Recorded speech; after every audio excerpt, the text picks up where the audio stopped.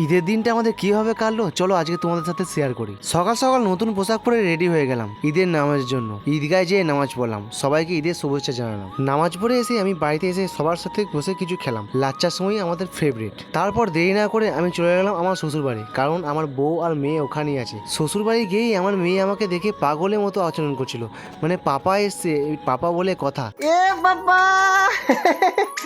পাপা ঈদ মুবারক। কে গো? আমার সোনর পাড়া বেতিটা রে, আমার সোনর পাড়া বেতিটা রে।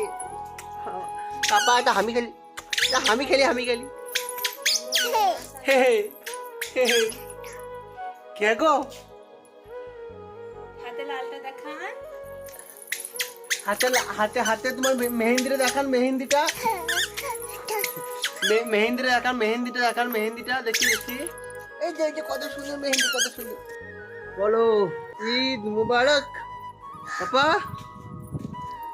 ছেড়া বলো সবাইকে ঈদ মুবারক। হ্যাঁ হ্যাঁ। তারপর আমি আমার মেয়ে আর বউকে নিয়ে গেলাম আমার মামার বাড়ি। ওখানে আত্মীয় স্বজনদের কাছে একটু বসে গল্প করলাম আর অনেক মজা করলাম। তুই কিছু করতে আসবি না, কিছু করতে তোকে আগে লো। আই দে আই দে আই দে আই দে আই দে, তোকে মিম দিয়ে ছাড়বো আবার।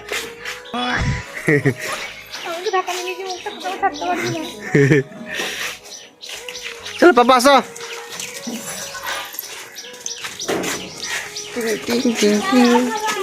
আসো যাবে।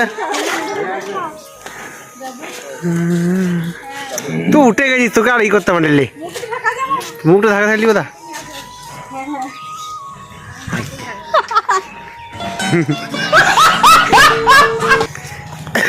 তো বন্ধুরা, তোমাদের ঈদ কেমন কেটেছে আমাকে কমেন্টে জানিও, আর আমাকে ফলো করতে ভুলবে না। দেখা হচ্ছে পরের ভিডিওতে।